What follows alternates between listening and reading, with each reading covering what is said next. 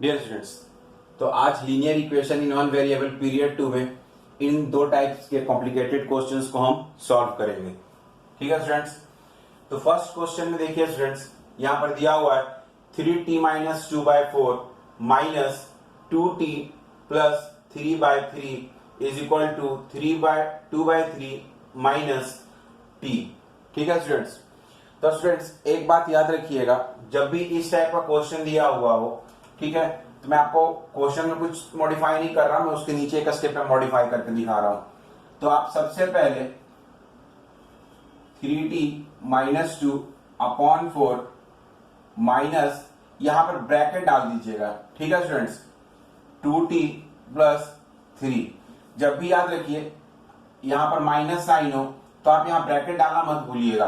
अगर plus sign रहा तब तो कोई प्रॉब्लम नहीं होगा स्टूडेंट्स, लेकिन अगर माइनस साइन रहा तो आपका पूरा का पूरा क्वेश्चन गलत हो जाएगा अगर आप ब्रैकेट नहीं डालते हैं तो। ठीक है, तो आप यहां पर ब्रैकेट डाल दीजिए। ठीक है, अब आप इसको बाय 3 लिख दीजिए और यहां पर 2/3 माइनस टी।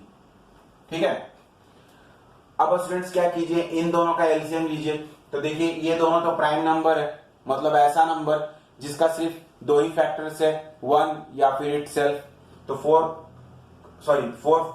प्राइम नंबर नहीं है स्टूडेंट्स, लेकिन 4 और 3 को अगर हम लेंगे तो दोनों का कोई कॉमन फैक्टर नहीं है 1 को छोड़कर।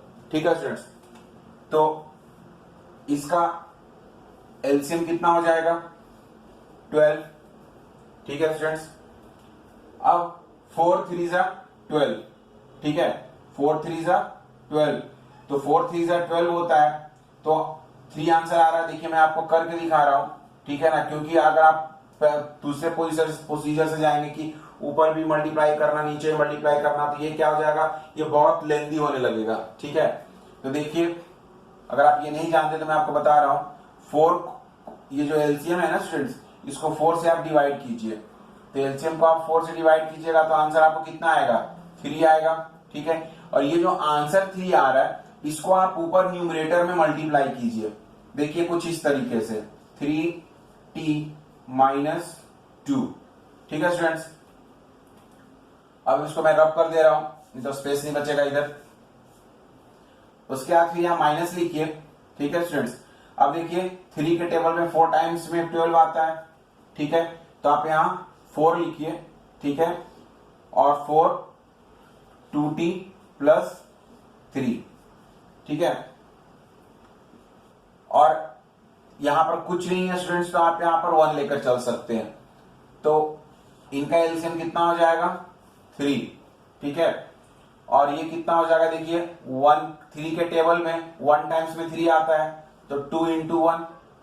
ठीक है स्टूडेंट्स, और 1 के टेबल में 3 टाइम्स में क्या आता है, 3 आता है, तो 3 इंटू टी। अब आपको समझ में आ गया होगा। आप जो करते हैं ऊपर मल्टीप्लाई करना 3 से और नीचे मल्टीप्लाई करना 3 से, मैं वही चीज कर रहा हूं स्टूडेंट्स, लेकिन मैंने एक स्टेप को कम कर दिया है। अब इसको मल्टीप्लाई कीजिए आप, तो यहां पर देखिए याद रखिएगा ये 3t से मल्टीप्लाई होगा तो हो जाएगा ये 90, और स्टूडेंट्स ये 3 फिर 2 से भी मल्टीप्लाई होगा, तो आप क्या कीजिएगा, 3 को 3t से मल्टीप्लाई किए तो 90 आया। इस माइनस साइन को यहां कॉपी कर लीजिए, इस 3 को अब इस 2 से भी मल्टीप्लाई कीजिए तो ये हो गया 6। ठीक है स्टूडेंट्स, अब यहां पर देखिए इस -4 को आप 2t से मल्टीप्लाई कीजिए तो ये -8t हो गया। ठीक है स्टूडेंट्स, अब आप इस -4 को इस +3 से मल्टीप्लाई कीजिए तो ये -12 हो गया। ठीक है स्टूडेंट्स, अब नीचे में यहां पर 12 आ गया। यहां पर देखिए क्या आ जाएगा, 2 माइनस 3t अपॉन 3 हो गया। ठीक है स्टूडेंट्स, अब स्टूडेंट्स आप देखिए आप क्या कीजिएगा, मैं आपको सिंपल तरीका बता रहा हूं करने के लिए। आप इस 3 को इधर लेकर आ जाइए। ये 3 देखिए स्टूडेंट्स डिवीजन में है। ठीक है स्टूडेंट्स, ये 3 क्या है, डिवीजन में है, तो इधर आएगा तो मल्टीप्लीकेशन में आ जाएगा। ठीक है, तो देखिए हम उसको लिखेंगे कैसे, या फिर स्टूडेंट्स एक काम करते हैं, हम जो है ना इस 3 को इधर नहीं लेकर आते, क्योंकि इस 3 को हम इधर लेकर आएंगे तो चलेगा, कोई दिक्कत नहीं है। इस 3 को इधर लेकर आ जाते हैं, चलिए ठीक है। तो इस 3 को अगर हम इधर लेकर चले जाते हैं तो ये देखिए क्या हो जाएगा 90 माइनस 6। और स्टूडेंट्स 3 को ऐसे लिखेंगे, मैं आपको सिर्फ देखिए, मैं आपको 3 को इधर लाने के लिए मैं सिर्फ दिखाना चाह रहा हूं कि आप लिखिएगा कैसे उस चीज को, ठीक है ना। क्योंकि अब बच्चों को ये नहीं समझ में आएगा 3 को मैं इधर ले जाऊं तो मैं लिखूं कैसे उसको मल्टीप्लीकेशन में डालूं कैसे इन नंबरों के साथ में, ठीक है ना। तो इन टर्म्स में साथ में आप कैसे मल्टीप्लीकेशन डालिएगा, ऐसे ब्रैकेट डालिए 90 माइनस 6 माइनस 8t माइनस 12, ठीक है students, upon 12 is equal to 2 minus 3t। आपको अब समझ में आ गया, मैं 3 को इधर लेकर गया। और स्टूडेंट्स मैं जो बोल रहा था इसके पहले कि अगर मैं 12 को इधर लेकर जाता तो मैं उसी तरीके से लिखता, मैं क्या करता, यहाँ पर ब्रैकेट डालता और यहाँ पर फिर मैं 12 लिखता, ठीक है स्टूडेंट्स। लेकिन मैंने देखिए जानबूझकर 3 को इधर किया, क्योंकि इतने कॉम्प्लिकेटेड टर्म्स के साथ में आप 3 को कैसे मल्टीप्लाई कीजिएगा वो आपको सीखना बहुत जरूरी है, ठीक है। अब स्टूडेंट्स देखिए यहाँ पर क्या है, अच्छे से देखिए, तो ये मल्टीप्लीकेशन का साइन है, ठीक है स्टूडेंट्स। तो 3 मल्टीप्लाइड बाय ये पूरा का पूरा एक टर्म है, ठीक है स्टूडेंट्स, और नीचे बाय डिवाइडेड बाय 12 है। तो आप 3 के टेबल में, ठीक है स्टूडेंट्स, क्योंकि आप देखिए मल्टीप्लीकेशन साइन है, अच्छे से देख लीजिए, यहाँ मल्टीप्लीकेशन साइन है, इसलिए मैं 3 को और 12 को मैं सिंप्लीफाई कर सकता हूं, मतलब कट कर सकता हूं। तो 3 1 जा 3 और 3 4 जा 12। अब आया स्टूडेंट्स आपको समझ में, ठीक है। यहाँ मल्टीप्लीकेशन साइन है, इसलिए आप गलती से भी 12 को इस 9 से मत कैंसिल आउट कीजिएगा। क्यों? क्योंकि यहाँ पर माइनस साइन है, यहाँ माइनस साइन है, यहाँ माइनस साइन है। एडिशन सब्सट्रैक्शन रहेगा तो आप कैंसिल आउट नहीं कीजिएगा, मल्टीप्लीकेशन रहेगा तभी आप कैंसिल आउट कर सकते हैं। अब स्टूडेंट्स देखिए ये 4 नीचे यहाँ डिवीजन में है, तो इस 4 को मैं दूसरे साइड भेजूंगा तो क्या हो जाएगा, वो मल्टीप्लीकेशन में हो जाएगा। तो यहाँ पर क्या हो जाएगा 1 मल्टीप्लाइड बाई ये पूरा टर्म्स, तो वही का वही रह जाएगा, क्योंकि 1 मल्टीप्लाइड बाई एनीथिंग सेम का सेम रह जाता है, कोई भी चेंजेस उस टर्म या नंबर में नहीं आता है।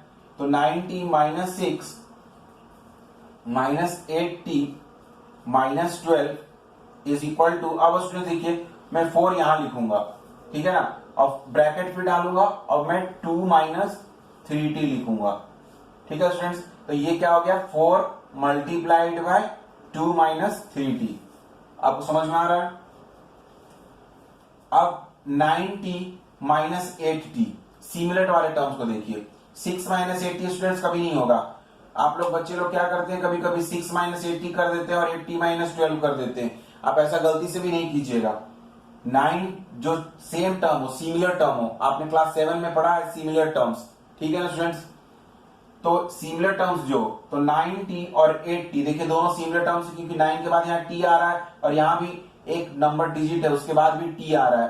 तो यहाँ पर 9t माइनस 8t, तो 9t माइनस 8t हो जाएगा स्टूडेंट्स t, मतलब 1t, मतलब या फिर इसको t लिख सकते हैं आप। और माइनस 6 माइनस 12 स्टूडेंट्स हो जाएगा माइनस 18, ठीक है स्टूडेंट्स। तो मैं सर्कल कर दे रहा हूं कि मैं किसको किसको सॉल्व किया हूं, ठीक है ना। तो देखिए इन दोनों को मैंने सॉल्व किया है और मैं स्क्वायर इसको कर दे रहा हूं, जिससे आपको ये पता चला कि मैं इन दोनों को मैंने सॉल्व किया, ठीक है स्टूडेंट्स। तो ये t minus 18 is equal to, अब इसको मल्टीप्लाई कीजिए इससे, तो 4 2 8, ठीक है, और 4 को फिर माइनस 3t से भी मल्टीप्लाई कीजिएगा, तो ये हो जाएगा माइनस 12t, ठीक है स्टूडेंट्स। अब स्टूडेंट्स आप क्या कीजिएगा, t वाले टर्म्स को एक साइड लेकर आइए, ठीक है ना।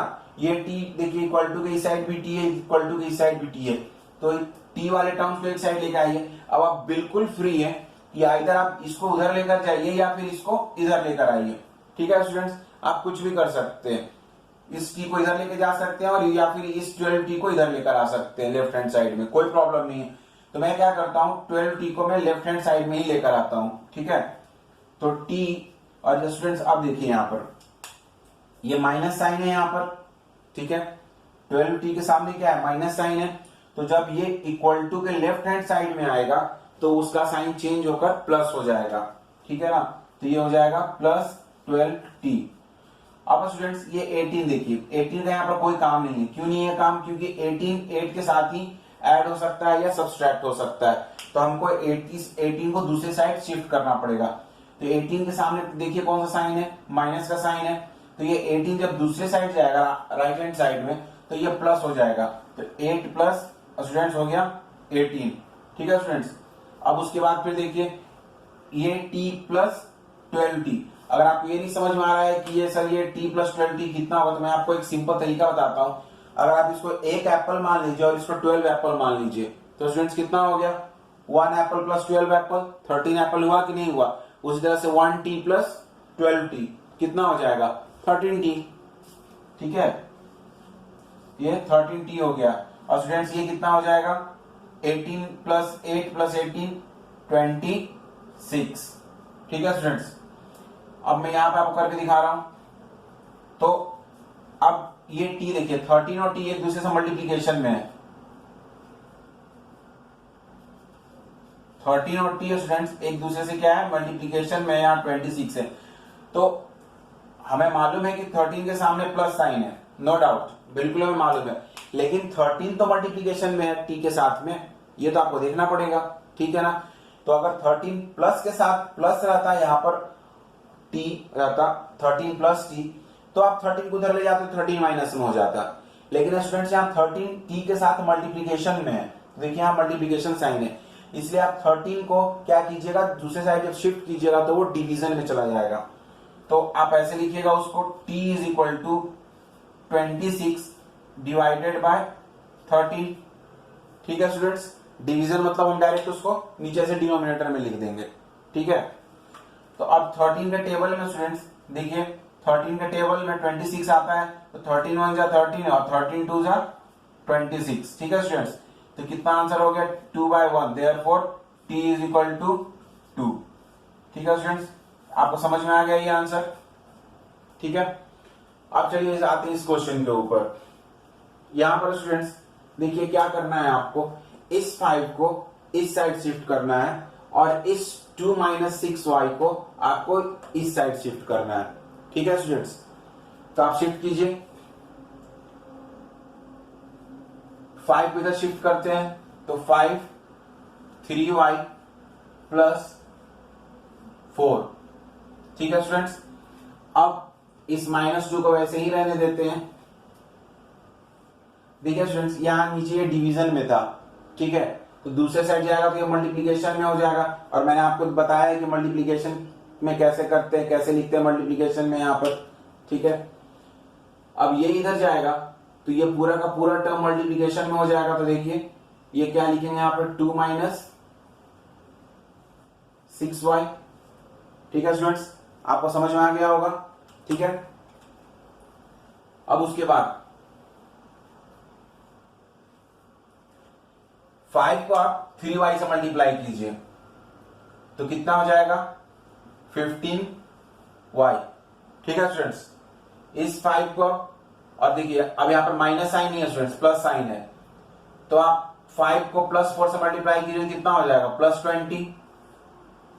ठीक है, -2 को 2 से मल्टीप्लाई कीजिए तो -4 हो जाएगा। अब ये -2 को -6y से मल्टीप्लाई कीजिएगा तो ये +12y हो जाएगा। ठीक है स्टूडेंट्स, क्योंकि minus multiplied by minus is plus. ठीक है, अब आप देखिए सिमिलरली वही काम कीजिए, जैसे यहां मैंने t को एक साथ लेकर आया था, यहां पर y वाले टर्म्स को मैं एक साथ लेकर आता हूं। तो इस 12y को आप लेफ्ट हैंड साइड में शिफ्ट कीजिए, तो देखिए स्टूडेंट्स 12y के सामने क्या लगा हुआ है, प्लस, तो इधर आएगा तो वो हो जाएगा माइनस, तो ये हो जाएगा 12y -12y। अब स्टूडेंट्स इस 20 को हमको दूसरे साइड शिफ्ट करना है, तो इस 20 के सामने कौन सा साइन लगा हुआ है, प्लस का साइन लगा हुआ है। ठीक है, इस 20 के सामने प्लस का साइन लगा हुआ है, तो दूसरे साइड को जब जाएगा तो क्या हो जाएगा, माइनस, तो -4 -20। स्टूडेंट्स आप बिल्कुल ऐसा खुद से मॉडिफिकेशन मत कीजिएगा, मैं बच्चों को देखा हूं करते हुए, उन्हें ऐसा लगता है कि यार इधर तो -4 है तो इधर में जाएगा तो ये -20 क्यों हो जाएगा, ये तो +20 हो जाएगा ना।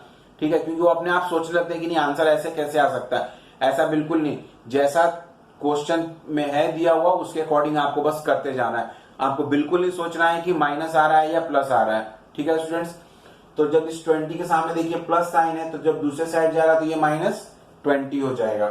ठीक है, अब 15y -12y, फिर उसी तरह से करिए, 15 एप्पल -12 एप्पल, तो 15 एप्पल -12 एप्पल 3 एप्पल। मतलब 3y, ठीक है। और ये देखिए -4 और -20, ठीक है स्टूडेंट्स। तो ये दोनों डिजिट्स तो प्लस हो जाएगा, तो प्लस होगा 24 हो जाएगा, लेकिन साइन कौन सा लगेगा स्टूडेंट्स, ये माइनस का ही साइन लगेगा, ठीक है। अब आपको देखिए 3y, 3 और y मल्टीप्लीकेशन में एक दूसरे से, यहाँ -24 है, तो आपको क्या करना है, यहाँ पर 3 को दूसरे साइड शिफ्ट करना है। क्यों? क्योंकि आपको y का वैल्यू निकालना है ना, इसलिए y को आपको एक साइड अकेला रखना पड़ेगा। तो देखिए मैंने इसको अकेला कर दिया बिल्कुल, और 3 को मैंने दूसरे साइड शिफ्ट किया, तो 3 यहाँ मल्टीप्लीकेशन में है, इधर जाएगा तो डिवीजन में हो जाएगा, तो 24/3। तो स्टूडेंट्स ये हो गया -8, क्योंकि 3 की टेबल में 8 टाइम्स में क्या आता है, 24 आता है, ठीक है स्टूडेंट्स। अब आपको समझ में आ गया होगा कि कैसे क्वेश्चन सॉल्व करते हैं। तो स्टूडेंट्स इसके बेसिस पर मैं आपको कुछ क्वेश्चंस दूंगा, ठीक है, जिनको कि आप प्रैक्टिस कीजिएगा, ठीक है स्टूडेंट्स।